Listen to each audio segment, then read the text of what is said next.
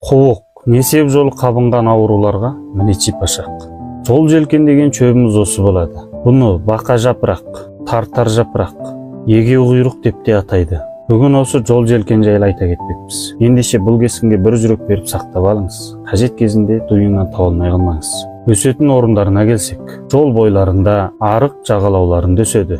Жол желкенинин чөбү мен тукуму дәрі. Күздө әптеп пыскан тукумун кагып алып, чийкидей немесе кууруп пайдаланады. Чөбүн жаз күндөрү жулуп алып, жаз күйүндө немесе туурап кептирип алып, дәріге колдонот. Жол желкенинин ыстыкты басып, буутты кайтаруу ролу көрнөктүү. Негизинен куук кабынуу, несеп жолу кабынуу, бүйрөк кабынуу, созулмалуу кеңирдекче кабынуу, иштин суудай өтүүгө, аскынган сыздалыкты эмдөөгө колдонулат. Ар күнү ар түрлүү дәрі чөптөр таныстыратын болобуз.